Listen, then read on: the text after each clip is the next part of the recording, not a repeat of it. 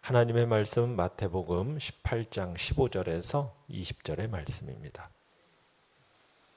마태복음 18장 15절에서 20절 우리 한 목소리로 같이 읽겠습니다. 시작. 내 형제가 죄를 범하거든 가서 너와 그 사람과만 상대하여 권고하라. 만일 들으면 내가 내 형제를 얻은 것이요 만일 듣지 않거든 한두 사람을 데리고 가서 두세 증인의 입으로 말마다 확증하게 하라. 만일 그들의 말도 듣지 않거든 교회의 말하고 교회의 말도 듣지 않거든 이방인과 세리와 같이 여기라. 진실로 너희에게 이르노니 무엇이든지 너희가 땅에서 매면 하늘에서도 매일 것이요 무엇이든지 땅에서 풀면 하늘에서도 풀리리라. 진실로 다시 너희에게 이르노니 너희 중에 두 사람이 땅에서 합심하여 무엇이든지 구하면 하늘에 계신 내 아버지께서 그들을 위하여 이루게 하시리라. 두세 사람이 내 이름으로 모인 곳에는 나도 그들 중에 있느니라. 아멘. 오늘 말씀의 제목은 죄범한 형제를 얻으려면 이라는 제목으로 말씀을 나눕니다. 어제 말씀에서 작은 자의 잘못과 허물에 대해서는 관용과 사랑을 보이고 적극적으로 그를 찾아서 돌아오게 하라라는 내용이 어제 후반부에 있었죠. 하나님께로부터 우리가 받은 사랑을 이런 것이다 라고 하셨고, 이런 사랑은 작은 자에게 더 필요하다라는 뜻으로 작은 자 중에 하나라도 잃는 것은 하늘에 계신 너희 아버지의 뜻이 아니다 라고 가르쳐 주셨습니다. 오늘 말씀에서는 그런 형제 중에서 길을 잘못 들어서 실족한 자에 대해서 어떤 자세를 가져야 하는가, 형제의 죄를 어떻게 처리해야 되는가에 대해서 포괄적인 그런 원칙을 가르치고 계십니다. 내용 관찰 문제 1번을 보시면 믿음의 형제가 죄를 지었을 때 주님은 단계적으로 어떻게 하라고 가르치십니까? 자, 믿음의 형제가 죄를 짓는 것을 보거든 먼저 어떻게 해야 됩니까? 너는 그 사람과만 상대하여 어떻게 하라고요? 권고하라 이렇게 되어 있습니다. 우리말 성경은 권고하라 이렇게 번역되어 있는데 본래의 뜻은 드러내다, 지적하다라는 뜻입니다. 그러니까 범죄하는 것을 그냥 마냥 덮어두고 숨겨둬서 죄가 죄를 낳는 일이 계속되다가 나중에는 도저히 헤어날 수 없는 그런 지경이 되도록 내버려둬서는 안 된다는 뜻입니다. 죄라는 것은 드러내야 된다는 거예요. 죄라는 것은 가만히 있는 게 아니고 이게 강하고 끈질기게 간교하게 역사에서 막 누룩이 퍼져가듯이 점점 넓게 퍼지고 깊이 스며들고 결국에는 뿌리를 내리기 때문에 죄에 대해서는 어떻게 해야 됩니까? 드러내야 된다는 겁니다. 그 죄는 은밀하게 막 더 이상 사람을 속이지 못하도록 해야 된다는 겁니다. 더 나아가서는 그 행위가 악한 것이 죄라는 사실을 분명하게 지적해라. 이게 이제 주님의 말씀입니다. 그러나 이 죄를 지적하는 이 일은 처음부터 막 모든 사람에게 알리고 막 소문내가지고 온 교회가 온 사회가 다 알도록 떠들어서는 안 된다는 거죠. 그렇게 하지는 말라는 겁니다. 먼저는 어떻게 하라고요? 범죄한 그 사람과 이 사실을 알게 된 사람 사이에서만 은밀하게 다루라는 겁니다. 왜요? 범죄한 형제의 죄를 드러내고 지적하고 책망하는 목적이 뭐예요? 그 죄를 그냥 만천하에 다 까발려가지고 그 사람을 부끄럽게 해가지고 그 사람을 짓밟고 매장하려는 것이겠습니까? 그게 아니기 때문입니다. 오히려 그렇게 되지 않도록 둘 사이에 은밀하게 하라는 겁니다. 그래서 많은 사람들로부터의 어떤 수치와 멸시와 외면을 당하지 않도록 그를 배려하고 보호하라. 이게 주님의 말씀이에요. 자, 그런데 그렇게 개인적으로 잘못을 지적받았어요. 그런데 아무리 권해도 도저히 말을 안 들어요. 그럴 경우에는 그냥 쉽게 포기하지 말고 어떻게 하라고 얘기합니까? 한두 사람을 데리고 가서 또 권하라고 말씀하고 있어요. 그러니까 한 사람의 권고라는 것은 쉽게 무시해도 또 여러 사람이 찾아가서 간곡하게 권하면 혹시 마음을 돌이킬 것이라는 뜻이 담긴 말씀인 겁니다.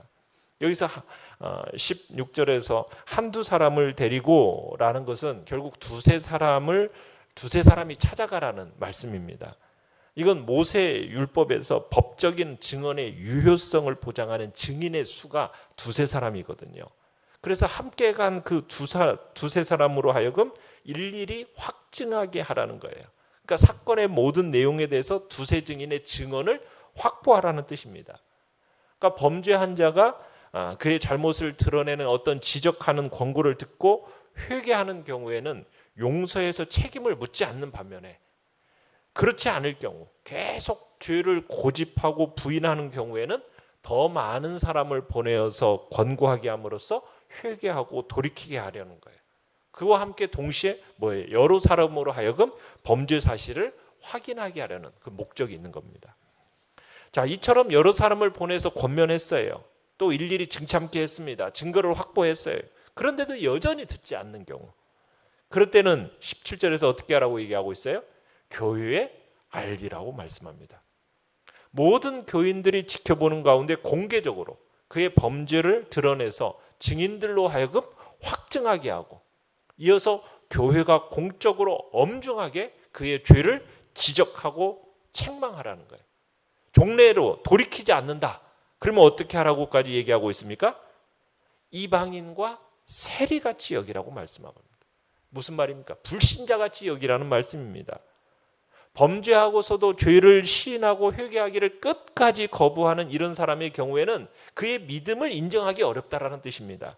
하나님의 자녀요, 주님께 속한 자요, 교회에 속한 자라는 것이 인정하기 어려우니까 불신자같이 취급하고 교제를 단절해서 교회 밖으로 쫓아내라.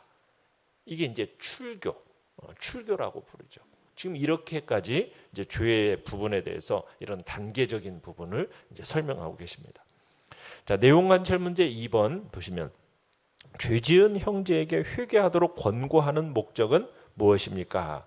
15절 하반절에 보면, 만일 들으면 내가 내 형제를 얻은 것이요. 이 말씀을 통해서 형제의 죄를 드러내고 지적하고 책망하는 목적이 뭔지를 간접적으로 밝히는 거죠. 죄를 드러내서 지적하고 책망하는 말씀을 그가 들으면 내가 내 형제를 얻은 것이요. 결국 그가 권면하는 권고의 목적과 내용이 결국은 뭡니까? 그 범죄한 형제를 얻고자 하는 거죠. 잃었던 자를 다시 얻고자 하기 위함이 지금 회개하도록 권고하는 목적인 겁니다. 자, 믿는 자가 형제의 잘못을 보고 지적해서 권고하는 것, 이것은 그가 망하는 것을 차마 두고 보지 못하겠다는 거예요. 그를 살리고자 하는 마음속에서, 그를 사랑하기 때문에 망할 길에서 구하고자 하는 겁니다. 그를 사랑하기 때문에 그가 망하는 길로 가는 것이 안타까워서 누구도 그 일을 하기 싫지만 그 하기 싫은 그 굳은 일을 마다하지 않고 하는 겁니다. 그렇지 않습니까? 누군가의 죄를 지적한다라는 것은 정말 힘든 일입니다. 고통스러운 일입니다. 그 사람으로부터 도리어 공격당할 일입니다. 그렇지만 그 형제에 대해서 안타깝고 사랑하는 마음이 있기 때문에 그 죄를 지적하고 책망하는 것, 그건 사랑하기 때문에, 그래서 죄에서 돌이키려고 애쓰는, 그러면서도 어찌하든지 존중하고 배려하는 마음에서 다른 사람에게 일절 알리지 않고 혼자서 어쨌든 그 사람 찾아가서 권고한다라는 것, 이 모든 것들이 어디에서 비롯되는 것이라고 말할 수 있는 겁니까? 사랑에서 비롯되는 것이다라고 볼 수가 있다라는 거죠. 연구와 묵상 문제 3번입니다. 용서가 기도 응답과 밀접하게 연결되는 이유는 무엇이겠습니까? 18절에서 20절의 말씀을 우리가 이제 한번 이 위의 내용과 이렇게 쭉 연결지어서 한번 보면요. 자, 교회가 범죄자를 취급하는 방식은 세상과는 달라요. 뭐 세상처럼 교회가 죄지었다고 해가지고 감옥에 가둘 수가 있습니까? 어떤 형태의 뭐 처벌이 폭력의 형태를 가할 수가 있습니까? 그런 게 없잖아요. 그를 권면해서 죄에서 돌이키려고 애를 쓰면서 사랑으로 대하는 겁니다.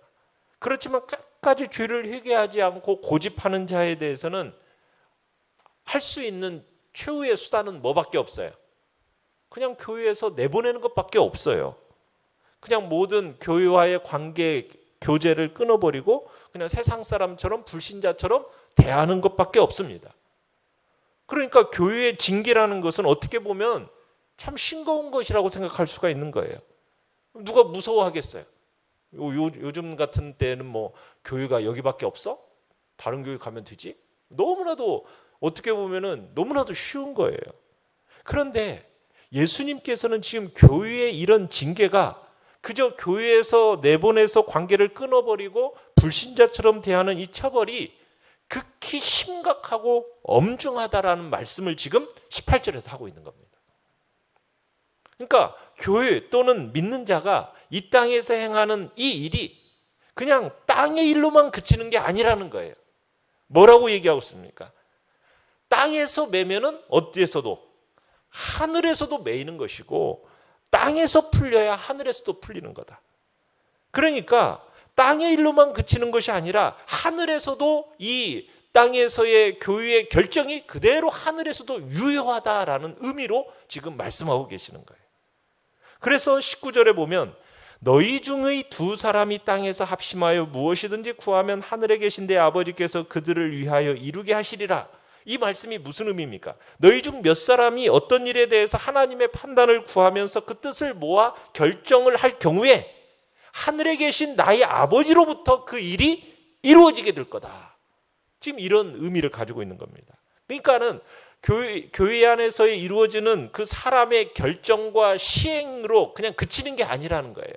교회에서의 그 결정과 시행은 하늘 아버지께서 하나님께서 이루시는 일이 될 것이다 라는 말씀인 겁니다. 그만큼 이 교회에서의 결정과 그 일은 심각하고 엄중한 것이라는 것을 지금 얘기하고 있는 거죠. 그러면서 20절에 두세 사람이 내 이름으로 모인 곳에는 나도 그들 중에 있느니라. 자, 율법이 요구하는 법적 증인의 숫자가 이 두세 사람이잖아요. 이 두세 사람이 확보된 상태 속에서 결정 내리는 그 모임에는 예수 그리스도께서 친히 그들 중에 함께 계셔서 함께 하신다는 뜻이에요.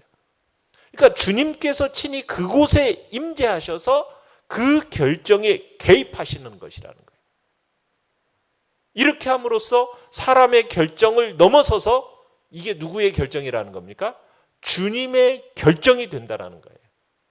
주님께서 명하시는 말씀의 근거에서 믿음의 간구와 정당한 절차를 따라 내려진 그 교회의 권징, 이것을 받아들이지 않는 자는 결국 주님의 결정에 반역하는 것과 같다라는 것을 얘기하는 겁니다. 그래서 교회의 권면조차 받아들이지 않는 자는 교회에서 축출해서 아예 이방인처럼 불신자처럼 대하라는 거죠. 이것은 뭐냐면 교회 밖 세상, 교회 밖 세상은 누가 지배하는 곳입니까? 공중권세 잡은 자, 사단이 지배하는 곳이니까 교회에서 내보낸다라는 것은 사탄에게 내어준다라는 의미가 되는 거예요. 교회에서 쫓겨난다라는 것은 그만큼 심각한 일이 된다라는 겁니다. 사탄의 지배를 받게 되는, 어떻게 보면 하나님의 사랑과 주의 은혜와 성령의 거룩한 역사가 있는 그 복된 영역에서 떠나서 사탄이 지배하는 죄와 죽음의 영역으로 쫓겨나게 된다. 지금 이 이야기를 지금 하고 있는 겁니다. 그러나 교회에서는 그 축출하는 일조차도 그 범죄자에 대해서는 안타까이 여기고 사랑으로 행해야 되는 일이라는 겁니다. 끝까지 죄를 고집하고 회개하지 않는 그 완악하고 거짓된 자를 교회에 계속 머물게 내둘 수는 없어요. 그래서 교회에서 추출할 수밖에 없어요. 그렇다고 해서 교회는 그 범죄자에 대한 관심과 사랑을 완전히 끊어버려서는 안 된다는 겁니다. 불가피하게 끊어내면서도 그를 향한 사랑, 그 사랑은 여전하고 마음은 더욱 안타까워야 되는 거죠. 이제 교회 밖 사탄의 권세 아래에서 그 지배 영역으로 쫓겨나는 그가 이런 어려움을 당하는 것을 참으로 오히려 회개하기를 바라면서 그의 영혼이 마지막 날에 구원받기를 바라는 그런 게 이제 교회의 마음이 돼야 되고 성도의 마음이 돼야 되는 겁니다. 어떤 의미에서 출교라는 것은 끝까지 회개하지 않는 완악한 범죄자를 향하여 하나님 교회가 그의 사랑을 나타내는 어떻게 보면 최후의 방법이고 변치 않는 사랑의 표현이라는 겁니다. 교회는 범죄자를 교회에서 쫓아내는 그 순간에도 사랑을 포기하지 않고 회개의 가능성을 항상 열어두어야 한다. 이제 이 마음이 있어야 됨을 성경은 얘기하고 있는 겁니다. 느낀 점 4번입니다. 형제의 죄의 용서를 위해 나는 물론 두세 증인과 교회가 감당해야 할 사명을 말씀하시는 주님을 볼 때 어떤 생각이 듭니까? 자, 형제들이 범죄하는 것을 보게 되면 우리는 두 가지를 생각해야 합니다. 하나는 자신도 그와 같이 될 수 있는 연약한 존재라는 인식. 그래서 죄에 대한 경각심을 가져야 됩니다. 나는 괜찮을 거다?